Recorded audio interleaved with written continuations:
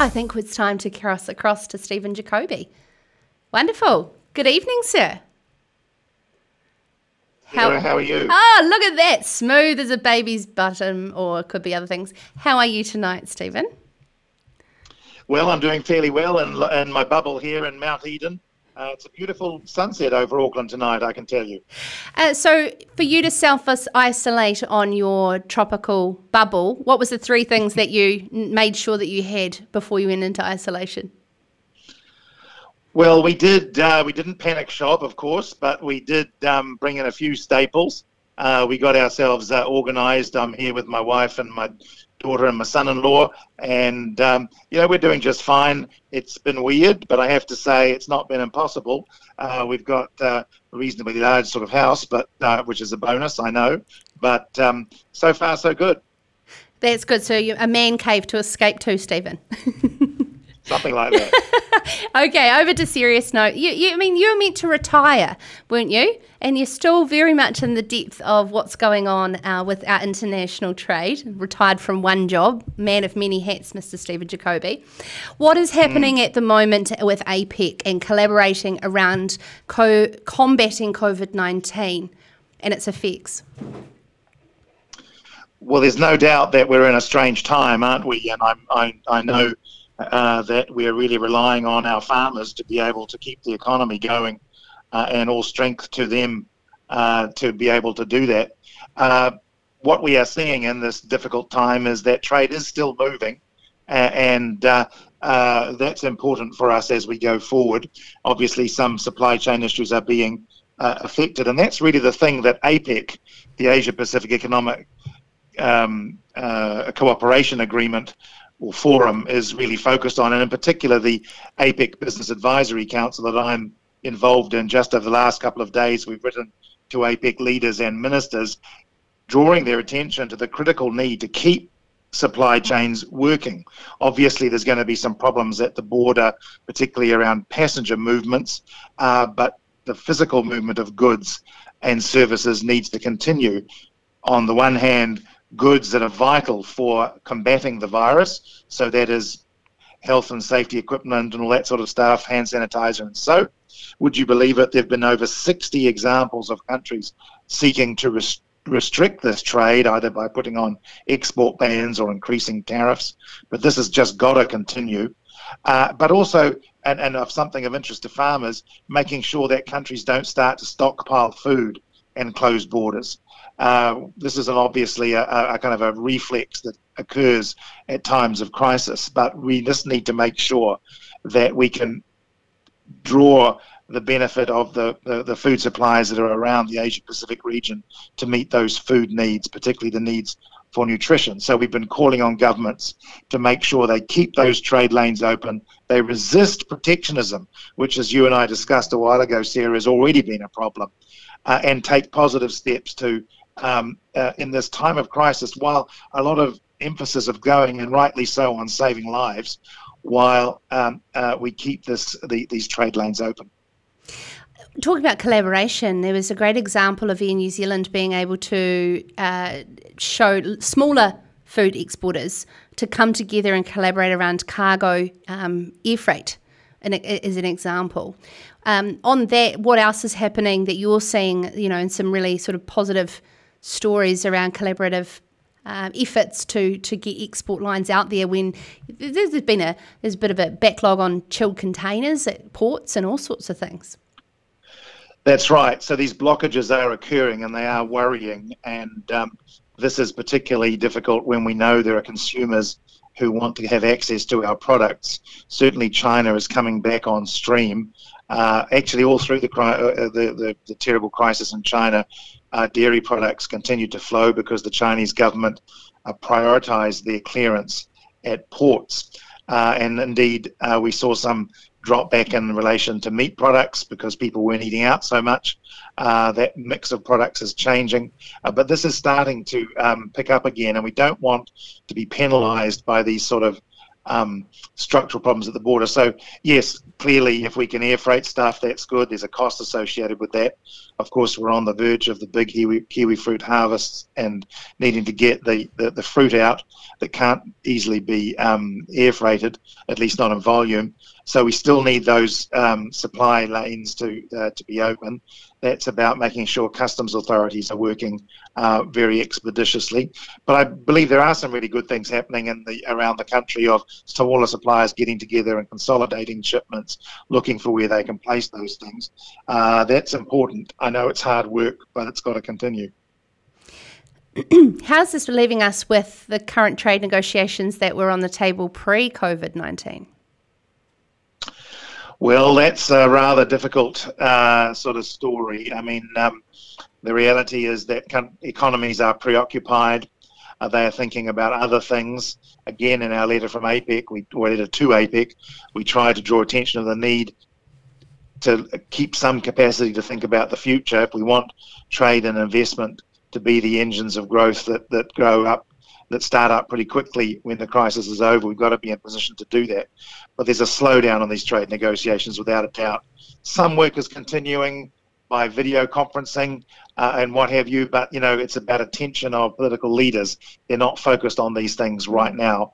But as we move forward, hopefully they will get back into the scheme of things. What is really important is that economies don't resort to protectionism. We're seeing increasing examples of this, as I said a moment ago. We really don't want that to happen, and we really want to get back as soon as we can into this trade negotiating space. In the meantime, our markets still want to buy what we've got to sell, and we've got to get that product to them. Stephen, talking about working together, we've talked in previous shows quite a lot around these countries being naughty little monkeys and not adhering to the WTO. There's you're welcoming in some quite positive news around the arbitration agreements. Yes, that's right. Of course, at times like this, it's easy for these things not to get noticed. But, you will recall, because we talked about it at length last time, that the World Trade Organization's dispute settlement system had started to malfunction. The appellate body, which is sort of a body which hears appeals when economies have trade disputes. We're talking about country-to-country disputes, not about disputes between businesses or between investors and governments. We're talking about country-to-country disputes. The appellate body had become inoperative because of the concerns that the United States was bringing forward about the way it operated and their refusal to appoint new judges. Well, a group of countries now, including New Zealand and China, and the European Union, have come together, 15 of them in all, or 16 of them in all, to put in place a new temporary system between themselves to enable this sort of arbitration process to occur. That's very good, and we want to make sure that other economies in the WTO join it, because if we all stand together, we can perhaps get the organisation back to where it needs to be in terms of a fully functioning body. Now, for those of you who just joined us, we have on the phone line Mr. Stephen Jacobi, who is part of the New Zealand International Business Forum, as well as our APEC group as well. So I'd love, if anybody's got any questions for Stephen, please put them in the comments below underneath the Facebook page or in the Slido if you're on the Farmers Weekly website. Scroll down and you can put your questions in there as well. That's the whole part of being able to be live, is to be able to be interactive and listen to what's happening with our guests. Stephen, how is, say, for instance, Rob Fyfe getting on, do you think, being Jacinda's right-hand man when it comes to keeping the business community here in New Zealand together? Well, I think it is very good that there is some attention being placed on this, and Rob has a lot of experience and skills to be able to bring that to the task. I haven't myself seen yet a lot of that activity, but that's probably because I'm not sufficiently keyed into something of the stuff that's going on. But I do think that that's a very good thing to be doing. We've just, as I said earlier, even though the crisis is having its toll, and quite rightly a lot of attention is being focused on the present moment and on saving lives and on making sure that we don't get community spread, all those things incredibly important.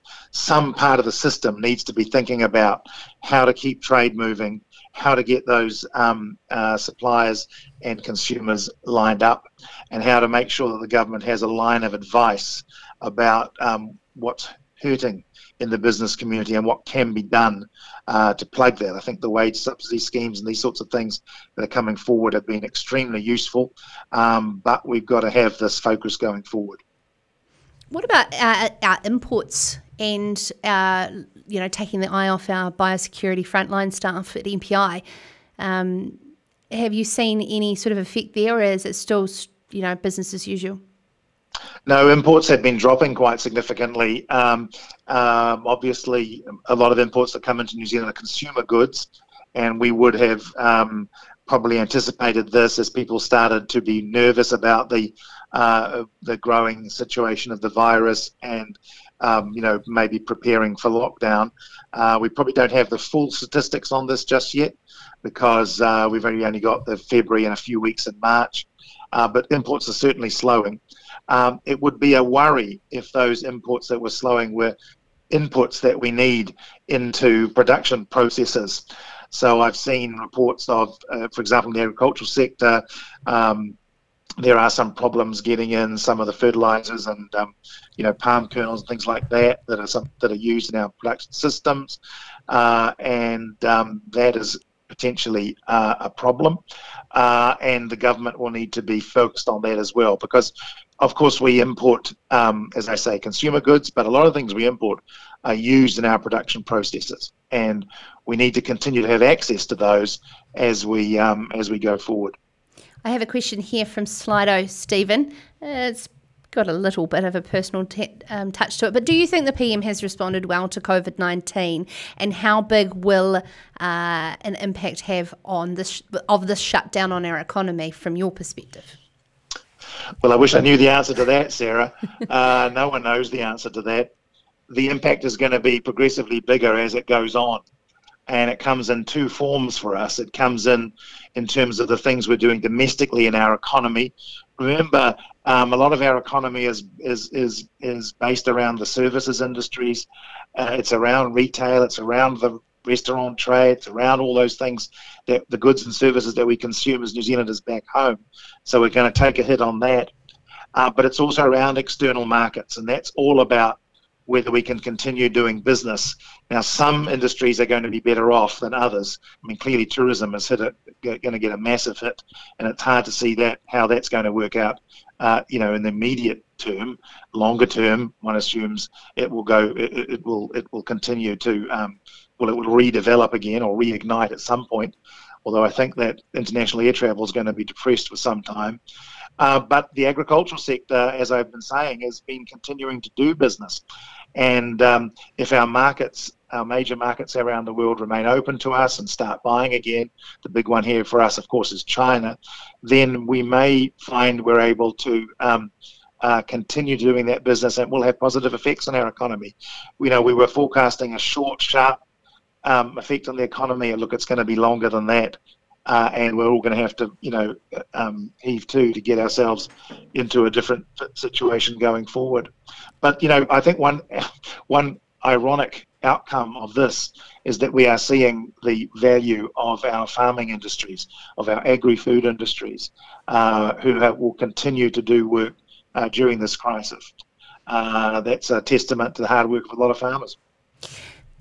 Excuse me, Stephen, let's close on China, because I was just reading before about a potential second sort of wind of COVID coming back in, and it's not all gone. We talked a lot about earlier on in last month or so about, did we have an over-reliance on China as an economy? What's your thoughts on that, and also on the over-reliance part, but also too, a major swing now to safe foreign products based on what happened there? Yes, well, look, I think, as I said before, diversification has always been a priority, but there are very good reasons why the trade with China is so big, or was so big, and in fact is so big.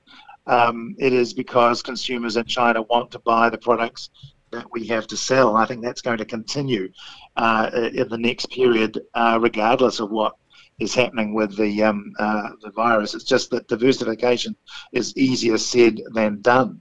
What we're seeing in a number of major markets around the world is they're not so open to us as the Chinese market is, and that's why we haven't been able to develop in quite the way that we thought we might. But there is a move to diversify supply chains and make them more resilient, and I think we might see that having a bit of an effect. So it may not be so pronounced when it comes to agricultural industries, but certainly in the manufacturing sector, I think we are going to see an effort made to shorten supply chains, to rely on trusted partners, to put in place longer-term arrangements, hopefully that can withstand these sorts of problems. But I'm quite willing to be. Well, I'd be very unhappy if I'm proven wrong around this, but I'm hopeful anyway, or optimistic that once we do get through this crisis, God knows how long it'll continue, but we will see some return to what we were doing, previously.